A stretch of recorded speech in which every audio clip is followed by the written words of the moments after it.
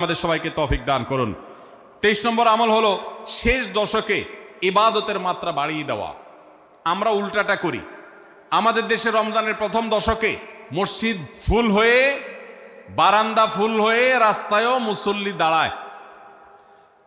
আর 10 রমজান চলে গেলে 20 রমজান পর্যন্ত বাহিরের মুসল্লি কমতে কমতে বারান্দার মুসল্লি কমে ভিতরে চলে আসে। আর শেষ 10 দিনে আসলে, ঈদের দিনগুলো যখন কাছে আসে, তখন 5 ওয়াক্ত নামাজের ওই নিয়মিত মুসল্লি ছাড়া বাকিগুলো সব উদাও হয়ে যায়। নবী সাল্লাল্লাহু আলাইহি সাল্লাম কি করতেন? তার উল্টাটা। আমাদের আয়েশা বলেছেন, কানা ইয়াজিতাহিদু ফীহি মা লা ইয়াজিতাহিদু ফী গায়রি। আমাদের নবীজি সাল্লাল্লাহু আলাইহি সাল্লাম রমজানের শেষ দশকে ইবাদতের জন্য যত কষ্ট করতেন, যত সাধনা করতেন, অন্য কোন সময় ইবাদতের জন্য এত সাধনা করতেন না। অথচ আমরা দেখা যায় শেষ দশক অবহেলা কাটাই। এই জন্য ভাইরা, শেষ দশকে ইবাদতের পরিমাণ আরো বাড়িয়ে দিতে হবে, আমলের পরিমাণ বাড়িয়ে দিতে হবে। এটাই আল্লাহ তাআলার নির্দেশনা, সেটাই রমজানের শেষ দশকের আমল। 24 নম্বর আমল হলো শেষ দশকে পরিবারকে ঘুম থেকে ডেকে তোলা।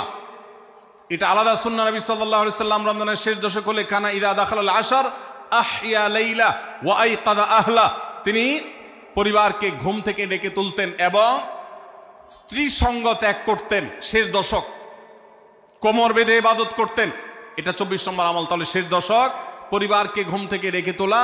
নবীজি অন্য কোনো সময় ঘুম থেকে ইবাদতের জন্য ডাকতেন না, নফল নামাজ যার ইচ্ছা সে পড়বে, যার ইচ্ছা পড়বে না।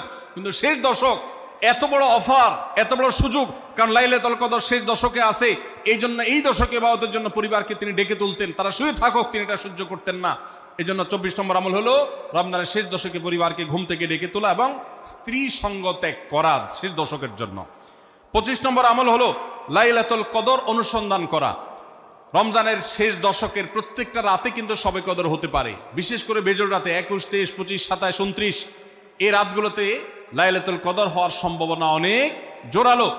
সৌদি আরবের মানুষ তাদের বেজোড় রাতে তালাশ করবে, আমরা আমাদের বেজোড় রাতে তালাশ করব ইনশাআল্লাহ। নবীজি সাল্লাল্লাহু আলাইহি সাল্লাম বলেছেন যে তাহাররাউ লাইলাতুল কদর ফিল বিত্রি মিনাল আশরিল আওয়াখির মিন রমাদান।